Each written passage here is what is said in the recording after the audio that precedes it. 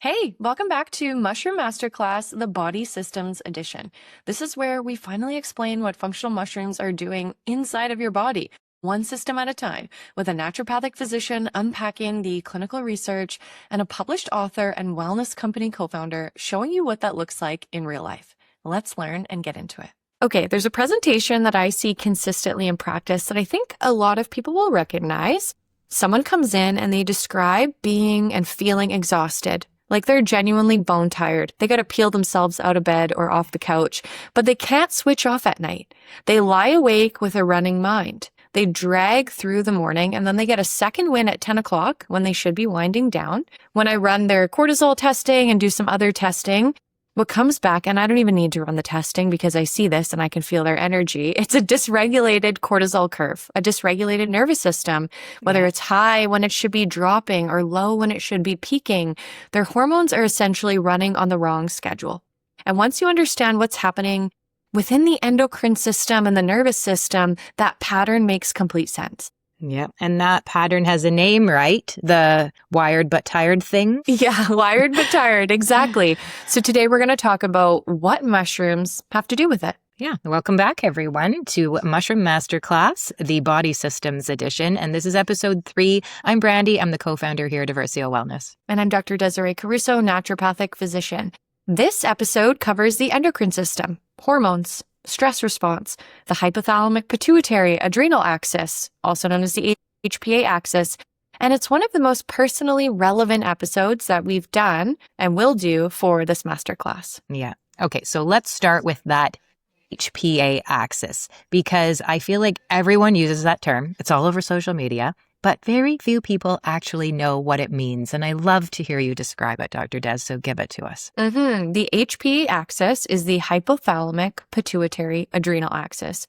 The hypothalamus is in our brain, pituitary is in our brain, and then the adrenal glands sit right above our kidneys.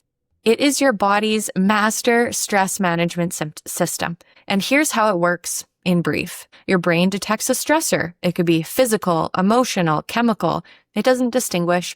And it sends a signal down this chain. Hypothalamus to the pituitary gland, to the adrenal glands. The adrenal glands then respond by releasing cortisol. Cortisol mobilizes energy. It sharpens alertness, suppresses things that aren't immediately necessary. And it is a brilliantly designed emergency response. Yeah, brilliantly. I mean, it is the adaptive response that we needed as cave people back in the day. But the problem is it was designed for acute stress. Acute meaning something is happening. It's not chronic or long-term. So a threat appears, cortisol rises, the threat resolves, cortisol drops. It lasts 90 seconds. That whole cycle should be complete. But what we have now is chronic low-grade stress that never fully resolves. The cortisol signal never gets turned off. That stress response never gets turned off. And when cortisol is chronically elevated, it starts to interfere with everything else in the endocrine system. That means your thyroid function, your sex hormone production, blood sugar regulation, your sleep. The HPA axis is not a standalone system. It's connected to everything. Yeah, it just turns out everything's connected. We've been saying it. The issue isn't just that stress feels bad in the body. It's that stress response is actively disrupting other hormones too. Everything is connected. That's exactly it. And this is why I always tell people, if you are trying to fix your hormones, but you haven't addressed your stress response, you're going to feel like you're working against yourself because you are. Yeah. And this is where adaptogens come in. This is why I love them. I want to take a second here because I think that word gets thrown around a lot in wellness marketing today without anyone actually explaining what it means. So adaptogen, give it to us. So it is a legitimate pharmacological concept and it does have a specific definition. An adaptogen has to meet 3 criteria. It has to be non-toxic at normal doses. Check. It has to produce a non-specific response, meaning it helps the body resist a wide range of stressors, not just one. And it has to have a normalizing effect on physiology. So it's not necessarily stimulating. It's not sedating. It's normalizing. We like to also say modulating. That third criterion is what separates true adaptogens from stimulants. Yeah. So adaptogen is not just a marketing word for stress supplement, which I hear so many people say all the time. Oh, adaptogens, like the stress supplement. No. Yeah. No, it shouldn't be. The way that an adaptogen works is primarily through the HPA axis, that hypothalamic pituitary adrenal axis. They help regulate how that axis responds to stress. So supporting the cortisol response when you need it, but then helping to downregulate it when the threat has passed. They support homeostasis. That's the mechanism, and it's unique to each person. Yeah. And both of the mushrooms that we're talking about today, so we're going to talk to you about reishi and cordyceps, fall into this category. They do. And I do want to be honest where the research is stronger and where maybe it's more preliminary as we go through each one. But there's a ton of anecdotal research and evidence and N-of-1 studies and just experiences from people where they share that. So let's go to reishi first. Reishi is the mushroom that I think about for being an adaptogen, as well as for the hormonal side of this conversation. So it has two major compound classes that matter here. The first are beta-glucans, which we have covered in the immune episode where we talked about that. Those are the driving immunomodulatory effects. And then the second are the triterpenes, specifically ganoderic acids. Ganoderic acids are unique to reishi. These triterpenes are alcohol soluble. So this is where reishi's hormonal influence lives. Okay.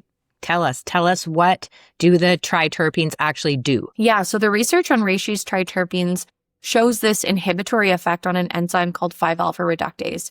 That enzyme is responsible for converting testosterone into dihydrotestosterone, which is DHT.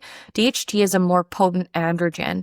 And so in excess, it can be associated with things like acne, hair thinning, and in, men with prostate tissue, benign prostatic hyperplasia. The research is showing that reishi's 5-alpha reductase inhibitory activity is predominantly from preclinical studies. So that's important to note too, but the mechanism is well characterized and it's significant enough that it shows up consistently across the literature. Yeah. And why does that matter for someone dealing with hormonal symptoms? Let's say it's perimenopause specifically, because that captures so much. Well, it matters so much because hormonal transitions involve shifts in the ratio of different hormones relative to each other, not just absolute levels. So when estrogen starts to decline during perimenopause or things shift, androgens like DHT can become proportionately more prominent. For someone who is already navigating that shift, a compound that modulates androgen signaling is worth understanding. So, reishi's anti-androgenic effects, while it's well documented, also keep in mind that it's not equivalent to pharmaceutical hormone. Right. It's supporting a system that's under pressure, not replacing clinical intervention. And the thing to keep in mind is that reishi is working on this HPA axis. Stress hormones are, a foundational level below sex hormones. So if our cortisol response is off and our insulin and blood sugar response is off, then our hormonal response is going to be off too. So that's where reishi is really bringing in that modulating effect and is helping individuals with their hormone levels. Yeah, with that foundation, with that really strong base. I just spent half an hour on an airplane explaining this to the person beside me. We spend so much time focusing at this top of the hormone hierarchy on those sex hormones, where if we paid attention to building a strong foundation, we might see more of what we want at the top. So I really appreciate you drawing that line. And I think it actually makes the case stronger, not weaker, when we're clear about what the research is and isn't showing. Yeah, for sure. Okay, let's go into cordyceps. Cordyceps is where I would say more so energy and adrenal support story lives, even though reishi is so great for the adrenal glands by modulating cortisol and really giving you like this physiological sense of calm. But cordyceps is, relevant for that wired but tired pattern I described in the opening, and they're both great together. But the mechanism that gets the most research attention with cordyceps is ATP production. ATP is adenosine triphosphate. This is the cellular energy currency. So cordyceps contains adenosine and a compound called cordycepin. And the research suggests that these compounds support mitochondrial energy production. The mitochondria is the powerhouse of the cell. It's generating the energy. Yeah. But this isn't grade 8 science, everyone. Think back. You might have it stored in a file back there in your brain from high school. Yeah, and this isn't the same as stimulating the nervous system. We don't want to think of cordyceps as like caffeine, where it's a big stimulant. It's working upstream. It's improving the efficiency of how your cells are generating energy. Yeah. So when people say cordyceps gives them energy, it's not like a caffeine effect, right? No, it shouldn't be if it's, for when someone is taking cordyceps. Like caffeine is blocking these adenosine receptors so that you don't feel tired. Right. But cordyceps is theorized to support the actual machinery that produces the energy within our body. So the research on this is strongest in the context of physical performance and oxygen utilization, because it's a great way to measure it in the research. So there are human trials showing improvements in VO2 max that's related to respiration, as well as exercise endurance. So the direct adrenal modulation research is a little bit more preliminary, but the clinical picture does align, because people with HPA axis dysregulation often experience improved energy regulation and reduced fatigue with consistent cordyceps use. Yeah, so cool. And the adrenal glands are physically exhausted in a lot of people right now. A lot of people right now. A lot of people, especially the ones that are wired and tired. And someone might think, I don't need cordyceps because I feel wired. But both cordyceps and reishi can help to modulate that response so that you can both sleep and have energy throughout the day. So the adrenal glands have a dual responsibility that most people don't think about. They manage the stress response, yes, which we've talked about that. But they're also one of the primary sites of sex hormone production after the reproductive years wind down. So think like perimenopause and menopause. Yeah. So DHEA, which converts into estrogen and testosterone within that hormone pathway, is produced in the adrenal glands. So when someone's adrenals are chronically overworked, running the stress response, they're chronically stressed, that secondary role, producing the hormones that protect bone density, cardiovascular health, and brain function, that can get compromised. So supporting adrenal function isn't just about stress, which we think of it number one for stress, but it's also about hormonal results long term. And that's why a lot of people who have hormonal havoc, a lot of naturopathic doctors or clinicians will say, let's support your adrenal glands and your stress response. Yeah. And that's a connection that I had not made before, that the adrenals as the backup system for the sex hormones. Let it land. Okay, I have a practical question. So for someone who is in the thick of it, right? In the thick of this hormonal transition, whether that's perimenopause or high stress or disrupted sleep, where do these mushrooms fit relative to things like hormone therapy or even a prescription used for support? That's a great question. So they're not in the same category and shouldn't be positioned as alternatives to each other. That's a big misconception with people. Hormone replacement therapy, hormone therapy, when appropriate, is a clinical decision. And that belongs in a conversation with your doctor, your naturopathic doctor, to prescribe that. But reishi and cordyceps are supportive tools. So they work on the systems around hormonal function, the stress response, the adrenal environment, the inflammatory load, which creates a better foundation for whatever else you're doing. I have a ton of patients who are on hormone replacement therapy because that's what they wanted to do and it seems to work for them. But they're also using functional mushrooms to support the other areas in your life. So I like to think of it as terrain work. You can have the right interventions, but if the terrain is dysregulated, chronic cortisol, poor sleep, overworked adrenals, everything works less well. And functional mushrooms support that. Terrain work. I love that framing.